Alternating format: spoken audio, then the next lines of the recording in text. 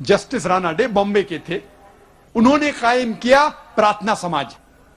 और जो ब्राह्मो समाज में सिखाया जाता था, इसमें भी वही था, भगवान एक है, अनेक नहीं है, बुत परस्ती गलत है, अवतार गलत है, जात पाति के खिलाफ थे।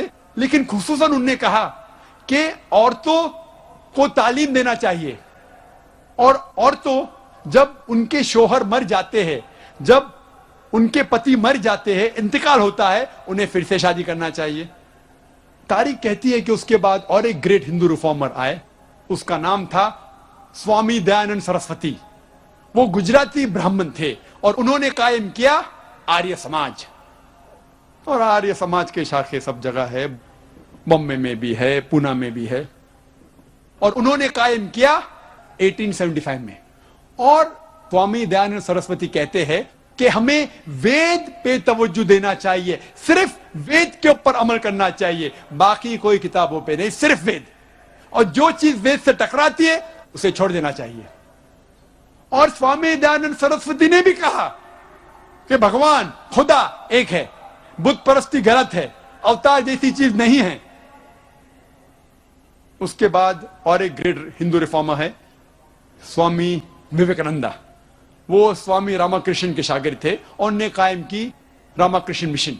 और उन्होंने फेमस किया हिंदू धर्म वेस्टर्न कंट्रीज में। वो जाते शिकागो और वो कॉन्फ्रेंस वर्ल्ड रिलीजन्स के, वहां जिक्र करते हैं हिंदू धर्म के बारे में। स्वामी विवेकानंदा कहते हैं ये लफ्ज हिंदू गलत है, सही लफ्ज होना चाहिए वेदांतिस्ट, क्योंकि हमें वेदा में मानना चाहिए। और वो वेद के सिखाए हुए चीजें को फैलाने की कोशिश की। हमें सिर्फ वेद पे सबसे ज्यादा तवज्जो देना चाहिए, जो वेद से टकराता है उसे छोड़ देना चाहिए। और उन्होंने कहा कि जितना सबसे बड़ा हिस्सा था वेद का, वो तो आज हमारे पास नहीं है, जो भी कुछ है उसके ऊपर अमल करना चाहिए। जैसे मैं कह रहा था, अंग्रेज हिंदुस्तान आए, भारत देश में आए तिजारत करने के लिए, हमारे देश को लूटा, बर्बाद किया। उनकी पॉलिसी थी डिवाइड एंड रूल, बंटवारा करो, हिंदू मुस्लिम में झगड़े लगाओ और देश को लूटो, देश पे राज करो। ये हिंदू रिफॉर्मर्स जैसे राजा राम मोहन रॉय, जस्टिस राणा डे, स्वामी दयानंद सरस्वती, स्वामी विवेकानंदा, ये लोग कोशिश किए कि हमारे तहजीब को फिर से सही करे। और मैंने इनकी किताबें पढ़ी,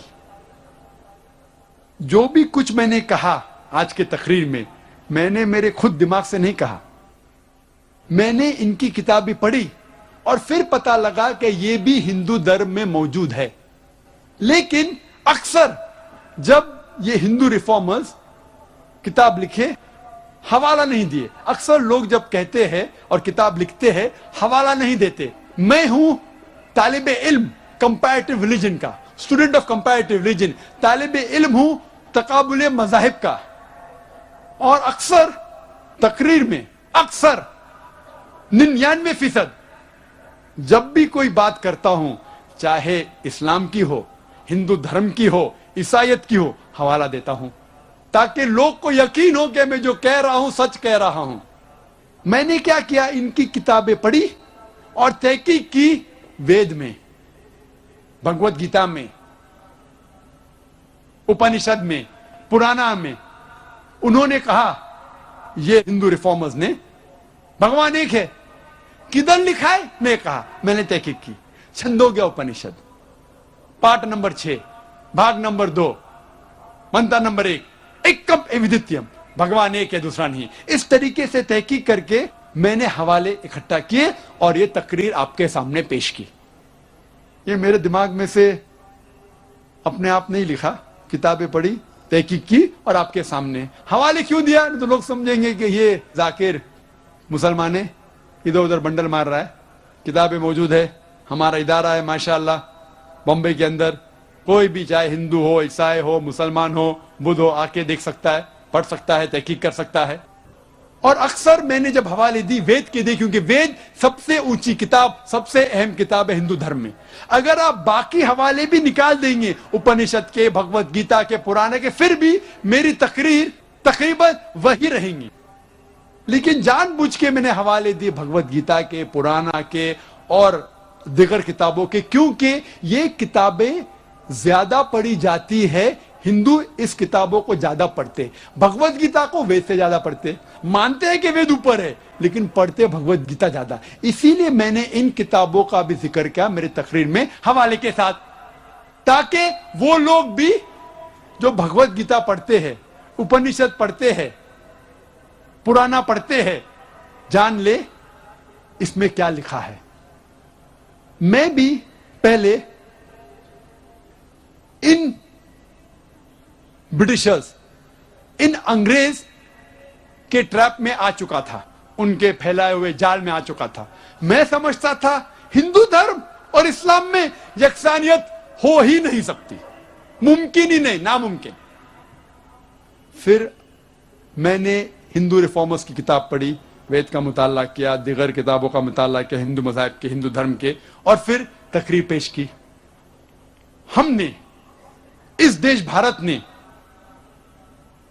انگریز سے تو چھٹکارا پا چکا ہے. We have received independence from the Britishers. انگریز سے آزاد تو ملی، لیکن ان کی پالیسی ڈیوائڈ اینڈ رول اب تک ہم اس کو استعمال کر رہے ہیں. افسوس کی بات ہے، انگریز تو چلے گئے، اپنے غلط چیزیں چھوڑ گئے، ہم اب تک ڈیوائڈ اینڈ رول کی پالیسی اختیار کرتے، خصوصاً اس دیش کے پالیٹیشنز. انگریز چلے گئے، اپنی غلط حرکت چھوڑ گئے. اس دیش کے پالیٹیشن، چاہے وہ ہندو ہو، عیسائی ہو یا مسلم ہو، اکثر وہ مذہب کا استعمال کرتے ہیں، جھگڑے فساد پھیلاتے ہیں اپنے ووٹ بینک کے لیے. اس دیش بھارت میں، سارے جہاں میں، سارے زمین میں سب سے زیادہ رائٹس، سب سے زیادہ رائٹس، کمیونل رائٹس، مذہب کے رائٹس، دنگے فساد اس دیش میں ہوتے. سارے دنیا میں سب سے زیادہ اگر کوئی بھی دیش میں دنگے فساد ہوتے ہیں مذہب کے نام سے، وہ ہے بھارت میں. اور اکثر جب ہم تحقیق کرتے ہیں، اس کی جڑ ہوتی ہے اکثر پالیٹیشنز. ہندو اور مسلمان میں بھید بھاؤ پیدا کرتے ہیں، جھگڑے فساد کرواتے ہیں تاکہ وہ اپنی ووٹ حاصل کر سکے. اب دیکھ رہے ایودھیا میں کیا ہوا، گجرات میں کیا ہوا، ووٹ بینک کے لیے. ایک آدمی نے مجھ سے کہا، these politicians they add fuel to the fire. یہ پالیٹیشین لوگ انگار میں ایندھن ڈالتے ہیں، تیل ڈالتے ہیں. پالیٹیشنز انگار میں ایندھن ڈالتے ہیں، تیل ڈالتے ہیں. میں نے کہا نہیں، میں اس بات کو نہیں مانتا ہوں. I don't agree. میں یہ نہیں مانتا ہوں. I don't agree that politicians add fuel to the fire. The politicians add fire to the fuel. Politicians آگ میں ایندھن نہیں ڈالتے، ایندھن میں آگ ڈالتے ہیں. ایندھن کے کئی فائدے ہیں، گاڑی چلتی ہے، پلین چلتی ہے، فیکٹریاں چلتی ہے، دیش کا بڑھاوا ہوتا ہے. Fuel is use for good work. یہ پالیٹیشنز اس ایندھن میں آگ ڈالتے اور دیش کو برباد کرتے. اکثر ایک آرٹیکل آیا تھا 2 سال پہلے، دسمبر کے مہینے میں 2003 میں. جاپان کہتی ہے کہ اگلے 20 سال میں یہ دیش بھارت، انڈیا سپر پاور بنے گا. جو دیش جو سب سے آگے جائے گا وہ ہے Bharat, India. In terms of power, in terms of wealth, in terms of economic. مالی حالت سے سب سے اونچا ہوئے گا ہندوستان، سائنس کی حالت سے ہندوستان، طاقت کی حالت سے ہندوستان. ہم جانتے ہیں انگریز آنے کے پہلے ہندوستان سارے دنیا میں سب سے اول تھا. طاقتی لحاظ سے، مالی لحاظ سے انگریز آئے، لوٹ لیا ہمارے دیش کو. میری درخواست ہے میرے ہندو بھائیوں سے، میرے مسلمان بھائیوں سے، میرے پالیٹیشین بھائیوں سے کہ آپ اپنی مذہبی کتابوں کا مطالعہ کیجئے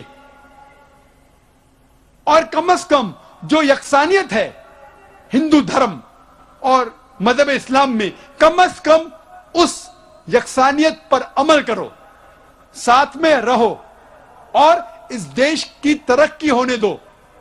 انشاءاللہ वेरी सून, बहुत जल्दी हमारा देश सबसे आगे होगा, अमेरिका के आगे, यूरोप के आगे इंशाअल्लाह। ऋग्वेद में लिखा है, किताब नंबर 10, पाठ नंबर 71, मंत्र नंबर 4 में, they see the words but they see not, they hear the words they hear not. वो देख रहे हैं लेकिन फिर भी नहीं देखते, सुन रहे हैं लेकिन फिर भी नहीं सुनते। देख रहे हैं कि वेद में लिखा है कि बुत परस्ती मत करो, फिर भी करते। सुन रहे लेकिन फिर भी नहीं सुनते। कुरान में लिखा है सूरह बकरा में, सूरह नंबर 2 आयत नंबर 18 में, सुम्मुम बुकमुन उम्युन फहुम ला यर्जिऊन, deaf, the dumb, the blind, they will never return to the true path. वो गूंगे, वो बहरे, वो कभी भी सीधे रास्ते पे नहीं आएंगे। अक्सर धर्म के ठेकेदार, चाहे वो हिंदू धर्म के हो, ईसाई धर्म के हो, या मुस्लिम धर्म के हो, इस्लाम धर्म के हो, धर्म के ठेकेदार जो धर्म अधिकारी होते हैं, अपने धर्म के ठेकेदार हिंदू धर्म के हो या इस्लाम मजहब के हो, वो नहीं चाहते कि उस धर्म के मानने वाले अपनी किताब पढ़े, क्योंकि अगर लोग मजहब की किताब पढ़ने लगे तो उनका खीसा कैसा भरेगा, वो नहीं चाहते। इसलिए मैंने एक तकरीर की, क्या कुरान को समझ के पढ़ना जरूरी है, और वहां कहा कि कुरान को समझ के पढ़ना बहुत जरूरी है। सबसे बेहतर है कि अरबी जबान हम जाने, ताकि हम डायरेक्ट कुरान को समझ सके। अगर अरबी जबान नहीं जानते तो कम से कम उस जबान में कुरान का तर्जुमा पढ़ो जिस जबान में आपको महारत है। अगर आपको उर्दू जबान पे महारत है तो उर्दू में पढ़िए कुरान मजीद का तर्जुमा, अगर हिंदी जबान पे महारत है तो हिंदी में पढ़िए, मराठी जबान पे महारत है मराठी में पढ़िए, लेकिन कम से कम कुरान का तर्जुमा तो पढ़िए, फिर आपको कोई भी घुमाएगा नहीं। इसीलिए सर विलियम म्यो एक क्रिटिक है इस्लाम का, बहुत स्ट्रॉन्ग क्रिटिक, इस्लाम के खिलाफ है, इस्लाम के खिलाफ लिखता है। फिर भी उसने लिखा 200 साल पहले कि कुरान एक वाहिद किताब है, एक वाहिद मजहबी किताब है जो अब तक इसमें मिलावट नहीं है 1200 साल तक के। आज की तारीख में 1400 साल के बाद भी कुरान में जरा भी मिलावट नहीं। क्यों? एक क्रिटिक, एक इस्लाम का दुश्मन भी लिखता है। क्यों? क्योंकि कुरान नाजिल हुआ है अरबी जबान में, और कम से कम 15 से 20 करोड़ लोग दुनिया भर में अरबी जबान जानते हैं। कोई कुरान में मिलावट कर ही नहीं सकता। 15 से 20 करोड़ इंसान अरबी जबान जानते हैं, लेकिन दिगर मजाहिब की किताब जिस लैंग्वेज, जिस जबान में लिखी गई है, वो डेड लैंग्वेजेस है, मरी हुई जबान है। Hardly handful of them know, चंद लोग सिर्फ जानते हैं, तो मिलावट करना बहुत आसान है।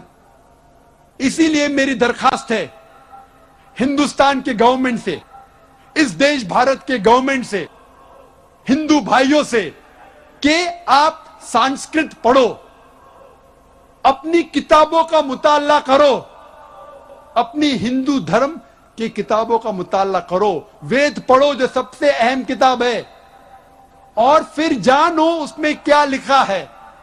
और आज हम ये वादा करें हिंदू भाइयों, मुसलमान भाइयों, कि हम कम से कम, इख्तिलाफ तो है हमारे मजहब में, मैं ये नहीं कह रहा हूं कि इख्तिलाफ नहीं है, इख्तिलाफ तो है, हिंदू धर्म और मजहब इस्लाम में है, उसको छोड़ दे।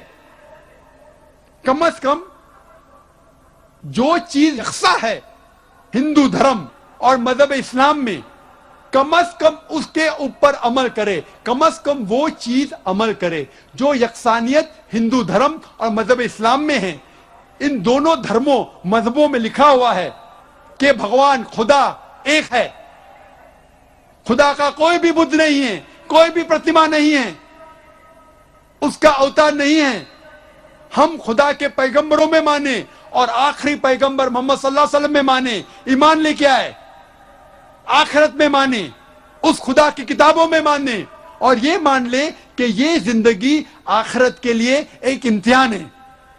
इंशाअल्लाह हमारा देश तरक्की करेगा, ये दंगा फसाद बंद हो जाएगा, اور ہم آخرت میں بھی سفلتا پائیں گے. میں تقریر کو ختم کرنا چاہتا ہوں قرآن مجید کی آیت سے. سورہ یونس میں سورہ نمبر 10 آیت نمبر 108 میں اللہ تعالیٰ فرماتے ہیں اب سچائی حق آپ تک پہنچ چکی ہے, اگر آپ اس کو مانیں گے تو آپ کے لیے بہتر ہے, اگر اس کو ٹھکرائیں گے تو آپ کا ہی نقصان ہوگا. میں آپ کے اوپر وکیل نہیں ہوں اور میں آپ کے لیے ذمہ داری نہیں لے سکتا ہوں. وآخر دعوانا الحمدللہ رب العالمین.